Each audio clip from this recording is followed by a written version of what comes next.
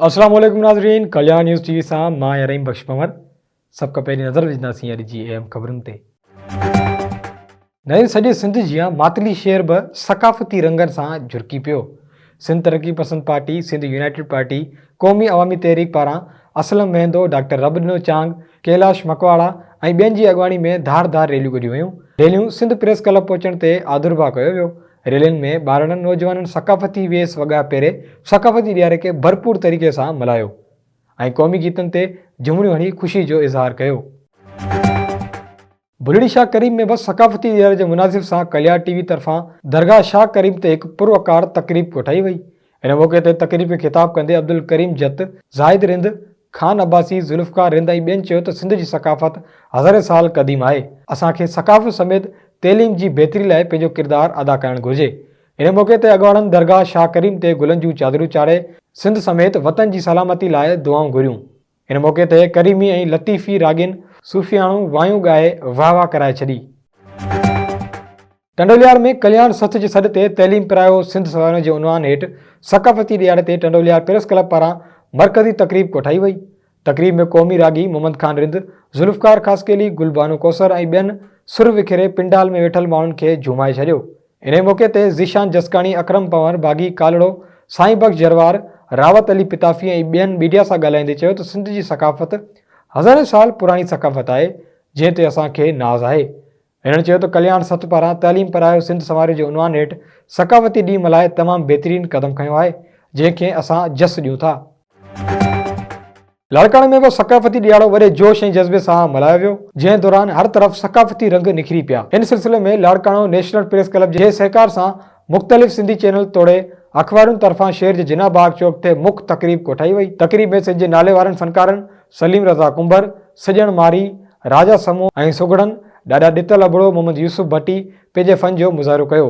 तक़रीब में पोड़नि नौजवाननि ॿारनि सिंधी अजरक, टोपियूं, पटका, अजरक जूं ठहियल वास्कोचूं, सिंधी वेस वॻा पाए क़ौमी गीतनि ते रक़्स कयो। इन मौक़े ते पॉलिटेक्निकल सेक्रेटरी जमील अहमद सुमरो, अज़ीज़ुल्लाह अबड़ो, तारिक जतोई ॿियनि तक़रीब खे ख़िताब कंदे चयो त सिंध पंहिंजी सक़ाफ़त तहज़ीब रखंदड़ क़ौम आहे। असां मोहन जे दड़े जा वारिस आहियूं। असां अॼोके ॾियारो मल्हाईंदे ख़ुशी महसूसु करे रहिया आहियूं। ॿिए तरफ़ JUI अॻवान मौलाना नासिर ख़ालिद मोहम्मद सुमरो चयो त सिंधी टोपी ऐं अजरक असांजो हमेशह शान रहियो आहे ऐं रहंदो। सिंध खे सरदारी ऐं जागीरदारी निज़ाम न पर मेरिट, तइलीम, सिहत, अमन, इंसाफ़ ऐं रोज़गार घुरिजे।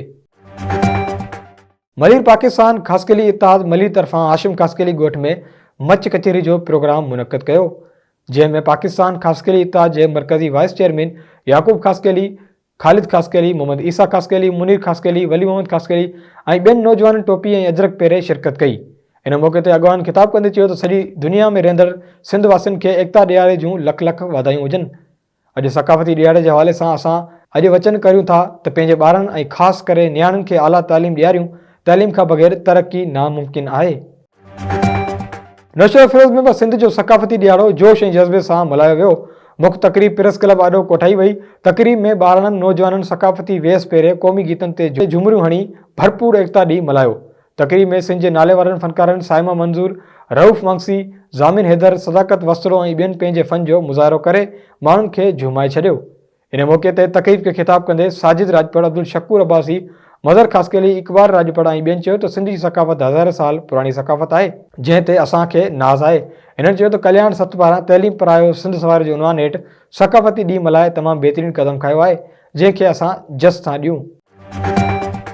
मटियारी सिंध जे सक़ाफ़ती ॾियारे जे हवाले सां मटियारी में STP जमायत इस्लामी, जसकम समेत ॿियनि तंज़ीमुनि पारां धार रैलियूं कढियूं वयूं। रैलियुनि में नौजवाननि ॿारनि सिंधी सक़ाफ़ती वेस वॻा पाए शिरकत कई। इन मौक़े ते रसूल बख्श सोलंकी, शाहज़ेब ख़ासकेली, नूर मोहम्मद भींडो, पीर अली शेर सरहंदी ऐं ॿियनि चयो त सिंधी माण्हुनि खे मीडिया पारां ॾिनल स्लोगन ते अमल कंदे पंहिंजे औलाद तइलीम जहिड़े ज़ेवर सां मालामाल करणो पवंदो, तॾहिं सिंध तरक़ी करे सघंदी। पंहिंजनि वसंदनि जे वेझे स्कूलनि खे माल जा वाड़ा बणाइण बजाए तइलीम गाह बणाइणो पवंदो। उॾिरोलाल स्टेशन में सिंध जो सक़ाफ़ती ॾियारो वॾे जोश ऐं जज़्बे सां मल्हायो वियो। शहरियुनि पारां रैलियूं कढी ख़ुशी जो इज़हार कयो वियो। इन मौक़े ते मीडिया सां ॻाल्हाईंदे अॻवाननि अहमद खान ख़ासकेली, लाइक ॾिनो ख़ासकेली, अब्दुल शकूर ख़ासकेली, गुल मोहम्मद बुरड़ो ऐं ॿियनि चयो त अॼु असांजी ईद आहे। असां हर साल सिंधी अजरक टोपी जो ॾियारो धूमधाम सां मल्हाईंदा आहियूं। असांखे सिंधी हुजण ते फ़ख़्रु आहे। रैली में नंढनि वॾनि सिंधी वेस पहिरें क़ौमी गीतनि ते झुमरियूं हयूं वयूं। मातली में भी लाड़ सुजाग फॉर्म पारां कानून जे बुनियादी ॼाण जे उनवान हेठि हिकु पुरवकार तकरीब मुनक़द कई हुई।